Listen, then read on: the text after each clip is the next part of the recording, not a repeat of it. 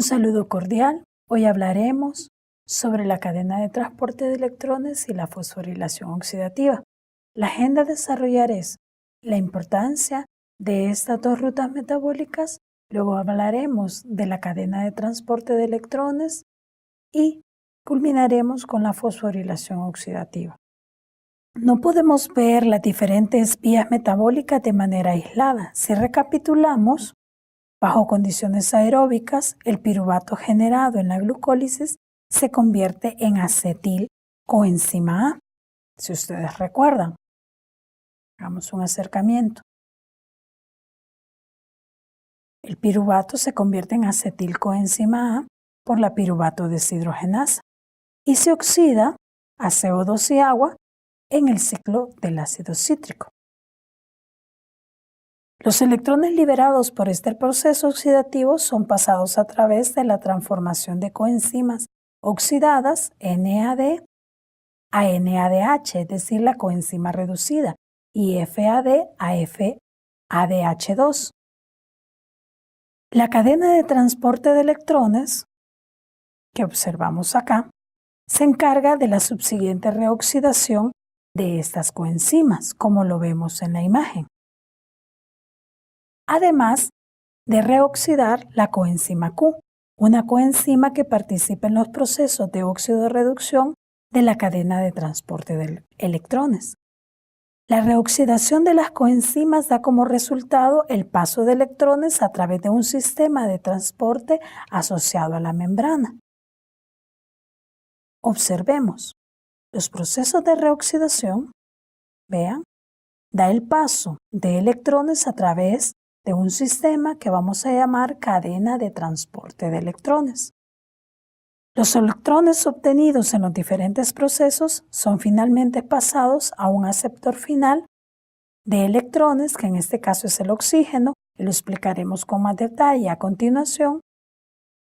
La vía combinada del transporte de electrones y la síntesis de ATP, que en este caso es la fosforilación oxidativa que vemos en imagen, involucra numerosas coenzimas, enzimas, y ambos procesos van a estar asociados a la membrana interna de la mitocondria. El acoplamiento del transporte de electrones y la síntesis de ATP implica la creación de un gradiente protónico. Observemos acá. Un gradiente protónico a través de la membrana, cuyo objetivo es reoxidar todas las coenzimas reducidas del ciclo de Krebs y la producción de ATP, es decir, la síntesis de energía que la célula necesita para continuar viva.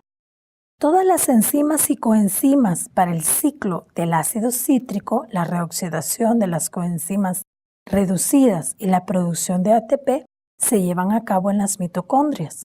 Las mitocondrias son pequeños organelos con membranas dobles. Las mitocondrias son a menudo llamados centrales energéticas de la célula. Una célula puede contener entre 100 a 5000 mitocondrias dependiendo de la función. Si observamos la figura, se muestran dos membranas, la membrana interna y la membrana externa, en la mitocondria. Observen acá. La membrana interna se pliega, observen, se pliega ampliamente en una serie de pliegues que vamos a llamar crestas. Es decir, hay dos compartimientos en una mitocondria, el espacio intermembrana, que es generado por la membrana externa y la membrana interna, y la matriz, que observamos ahí, que es el espacio originado por la membrana interna. La matriz contiene todas las enzimas del ciclo del ácido cítrico, con excepción de la succinato deshidrogenasa, que se encuentra incrustada en la membrana interna de la mitocondria. Es una proteína de membrana. Tanto las enzimas que se necesitan para la reoxidación de las coenzimas reducidas FAD y NAD, como para producir ATP, todas se encuentran en la membrana interna de la mitocondria. Y todas las enzimas y coenzimas necesarias en el ciclo del ácido cítrico se encuentran disueltas en la matriz de la mitocondria, exceptuando la succinato deshidrogenasa que se encuentra incrustada en la membrana interna. En la figura se ilustra la organización de la cadena de transporte de electrones. Los componentes de la cadena están organizados en 4 complejos designados complejo 1, 2, 3 y 4. Cada complejo contiene varias enzimas, proteínas y iones metálicos. Los iones metálicos, recuerden, se pueden reducir y luego oxidar repetidamente. Como electrones pasan a través de cada enzima, así los electrones pasan por cada componente de un componente al siguiente por muchas reacciones de óxido-reducción. Recuerden que un compuesto se reduce cuando gana electrones o átomos de hidrógeno y se oxida cuando pierde electrones o átomos de hidrógeno. Los electrones pueden entrar a la cadena del transporte de electrones a través de cualquiera de los complejos 1 y complejo 2. Los electrones que entran al complejo 1 provienen de la coenzima reducida NADH que se reoxida a NAD. Recuerden que el NADH se forma en el ciclo del ácido cítrico en 3 reacciones. El complejo 1 cataliza la transferencia de estos electrones de la coenzima reducida NADH a la coenzima Q. Observen en la figura. El nombre sistemático del complejo 1 es NADH coenzima Q óxido reductasa o NADH deshidrogenasa. Las moléculas de NADH en la superficie interior de la membrana donan electrones al complejo 1. 4 protones se traslocan directamente a través de la membrana por cada par de electrones que pasa del NADH a la coenzima Q. Tenemos la traslocación de 4 protones por cada par de electrones que pasan de la coenzima reducida, que es reoxidada, a la coenzima Q. Los electrones de la coenzima FAD reducida, formados en el paso 6 del ciclo del ácido cítrico, entran en la cadena de transporte de electrones a través del complejo 2,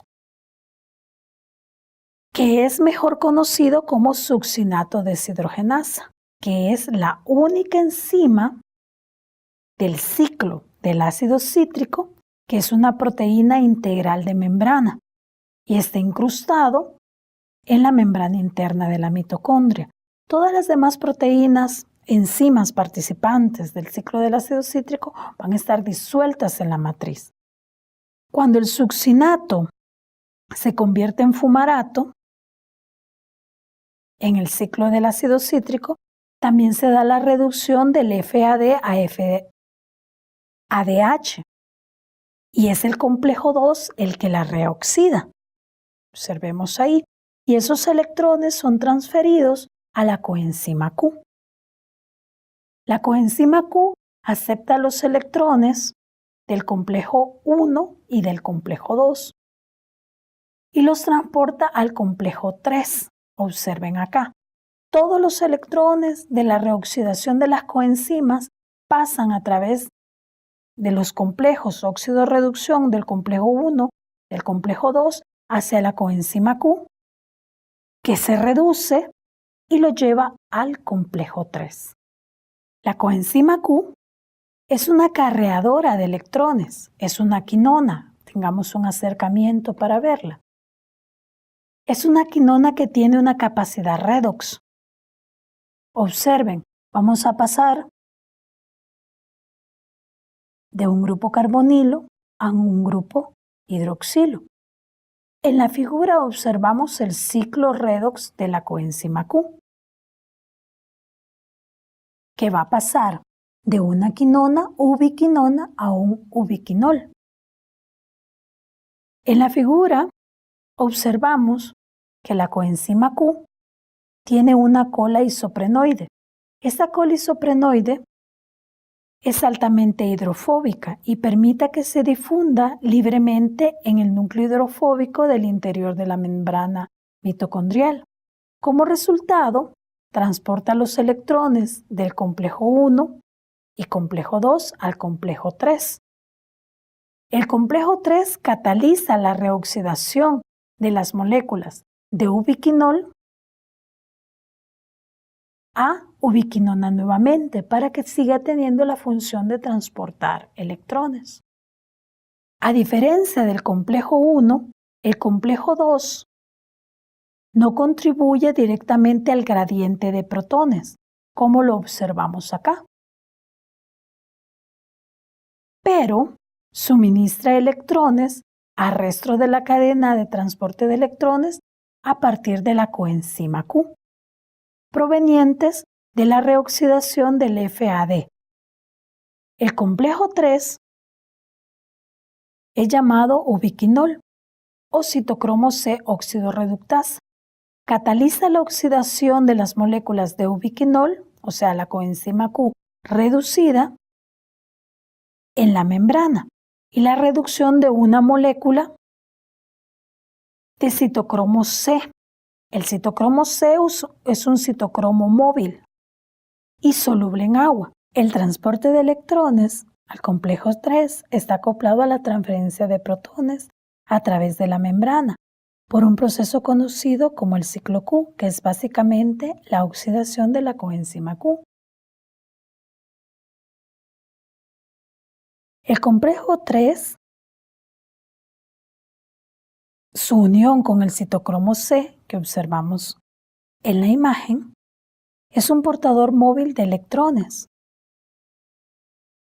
Los electrones que atraviesan el complejo 3 se pasan del citocromo C, que es el único de los citocromos mitocondriales solubles en agua, y se asocia libremente con la membrana interna de la mitocondria para adquirir los electrones del complejo 3. Observen y luego migrar a lo largo de la superficie de la membrana en el estado reducido, llevando los electrones al complejo 4.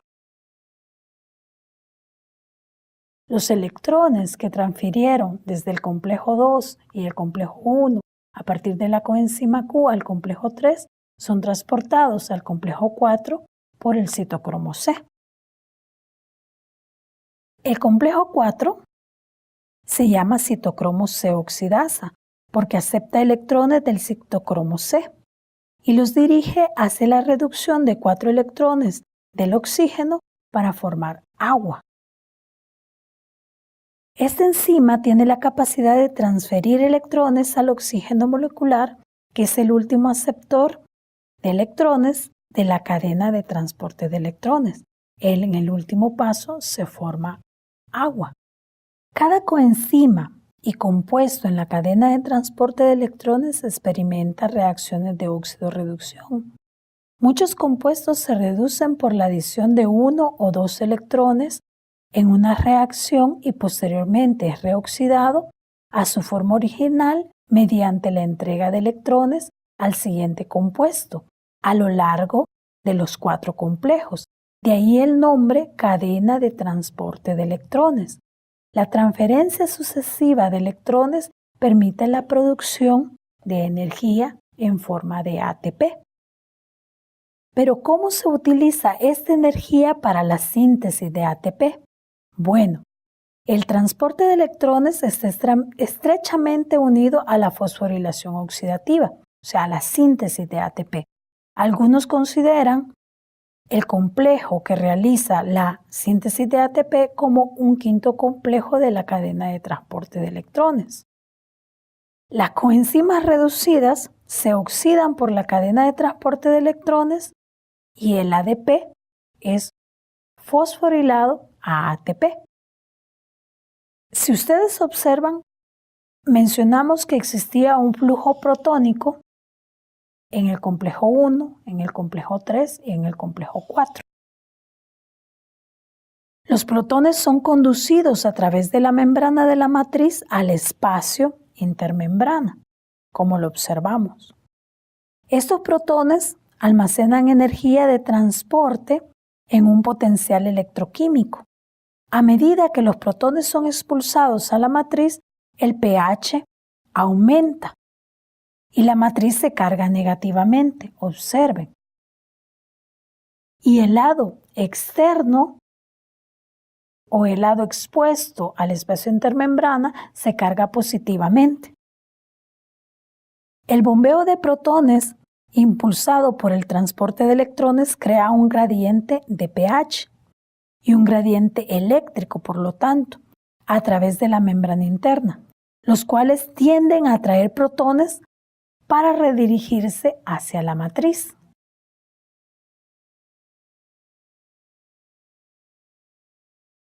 El gradiente, un proceso energéticamente favorable, impulsa la síntesis de ATP.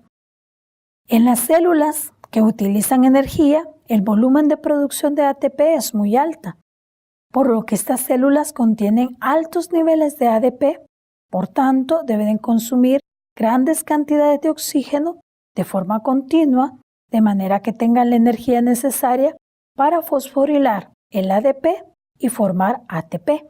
Esto sucede en la ATPasa sintasa, que es considerada por algunos autores como el quinto complejo de la cadena de transporte, aunque otros autores lo ven de manera separada. Como ya mencionamos, la ATPasa sintasa es la encargada de generar el mecanismo de fosforilación oxidativa. Aquí tenemos una animación del complejo ATPasa sintasa. Observemos cómo funciona. El complejo ATP sintasa es una enzima que funciona de manera similar a una turbina. Transforma la energía almacenada en el gradiente de protones en energía química almacenada en los enlaces fosfodiéster del ATP. El flujo de protones fluye hasta el interior de la matriz de la mitocondria a favor de un gradiente electroquímico, gracias a un rotor ubicado en la membrana. Parece que los protones fluyen a través de una entrada abierta a un lado de la membrana y se une a las subunidades del rotor. Dentro de la membrana solo pueden rotar las subunidades que están protonadas, liberándose del sistema inmóvil de anclaje. Cuando las unidades de anclaje han completado casi una vuelta entera, vuelven al punto de inicio, donde se observa un canal de salida que permite que los protones salgan al otro lado de la membrana. De esta manera, la energía almacenada en el gradiente de protones es transformada en energía mecánica de giro. Esta energía de giro se transmite a través de un eje unido al rotor que penetra en la característica estructura de bulbo de la ATPasa F1, que cataliza la síntesis de ATP. La porción de ATP sintasa que forma la ATPasa F1 ha sido cristalizada. Su estructura muestra que la posición del eje central influye en la conformación y disposición de las unidades vecinas. Estos cambios de conformación son los que dirigen la síntesis de ATP a partir de ADP y fosfato inorgánico. En este momento, podemos observar en el modelo animado cómo se ordenan los distintos estados conformacionales, siguiendo una secuencia temporal durante la rotación del eje central. Estos cambios conformacionales permiten fosforilar el ADP y generar ATP, produciendo la energía necesaria a partir de un flujo protónico.